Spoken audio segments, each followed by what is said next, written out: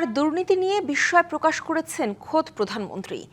প্রকল্পের কাজ না করে শুধু কাগজ জমা দিয়ে হাজার কোটি টাকা আত্মসাতের অভিযোগে অনুসন্ধান চালাচ্ছে দুদক। এত কিছুর পরও বিতর্কিত এই কর্মকর্তাকে পদোন্নতি দিয়ে বানানো হয়েছে অতিরিক্ত প্রধান প্রকৌশলী। আওয়ামীপন্থী প্রকৌশল পরিষদ নেতা ABM রেজাউল বারীর এমন পদোন্নতির পর প্রশ্ন, কোন জাদু বলে পদোন্নতি আর পুরস্কার মিলছে তার? সেখানে শুধু LGRD একটা মিনিস্ট্রি থেকে ৩৫০০ কোটি টাকা নাই হয়ে গিয়েছে, শুধু কাগজ দেখিয়ে টাকা নিয়ে চলে গেছে, কোনো কাজ হয়নি। জাস্ট উপরে কোনো রকম একটা লোক দেখাতে হবে একটা কিছু করেছে, ৩৫০০ কোটি টাকা গায়েব হয়ে গেছে নেই, এবং লিটিগেশন হওয়ার কারণে সব কাজ বন্ধ হয়ে আছে। মাত্র ২ মাস আগে প্রধানমন্ত্রীর কার্যালয়ে এই অনুষ্ঠানে পিরোজপুরের বিভিন্ন প্রকল্পে কাজ না করে প্রায় ৬,০০০ কোটি টাকা আত্মসাতের বিষয়ে এভাবেই বিস্ময় প্রকাশ করেন প্রধানমন্ত্রী তারেক রহমান। একটি ডিপার্টমেন্ট থেকে ৩৫০০ কোটি টাকা, এবং কথা প্রসঙ্গে তখন আমি জানতে পারলাম আরো কয়েকটি ডিপার্টমেন্ট মিলিয়ে একটি জেলাতে ৬,০০০ কোটি টাকা নেই। যে দুর্নীতির ঘটনায় মামলা চলছে দুর্নীতি দমন কমিশনে। পিরোজপুরের বেশ কয়েকটি প্রকল্পে অনিয়ম দুর্নীতি করে হাজার হাজার কোটি টাকা লোপাটের অভিযোগ রয়েছে, যার অন্যতম অভিযুক্ত LGEDর অতিরিক্ত প্রধান প্রকৌশলী ABM রেজাউল বারী।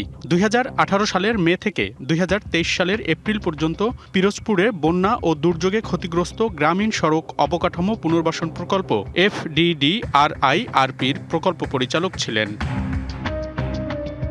প্রাথমিক তদন্তে দুর্নীতির তথ্য মিললে অভিযুক্ত ABM রেজাউল বারীর বিরুদ্ধে অনুসন্ধানে নামে দুদক। দুর্নীতির পাশাপাশি আওয়ামী লীগের সাবেক উপমন্ত্রী আব্দুল্লাহ আল ইসলাম জ্যাকবের সাথেও যোগসাজশে অর্থ আত্মসাতের তথ্যেও অনুসন্ধান চলছে। রেজাউল বারী আওয়ামীপন্থী বঙ্গবন্ধু প্রকৌশল পরিষদের LGED শাখার যুগ্ম আহ্বায়ক।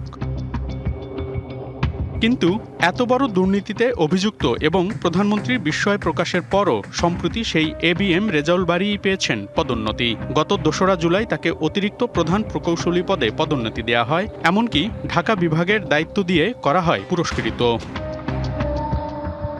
দুর্নীতিতে অভিযুক্ত রেজাউল বারীর পদোন্নতিতে তৈরি হয়েছে অস্থিরতা। প্রশ্ন উঠেছে, এত কিছুর পরও কিভাবে পদোন্নতি পেলেন রেজাউল বারী? কোন জাদু বলে শাস্তির পরিবর্তে হলেন পুরস্কৃত? বাংলা কিউআর, যেখানে নগদ পেমেন্ট সেখানে।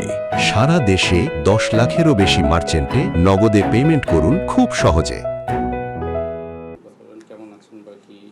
বিশেষজ্ঞরা বলছেন, এমন ঘটনা কেবল অবিশ্বাস্যই নয়, বরং দুর্নীতিকে আরও উৎসাহিত করবে।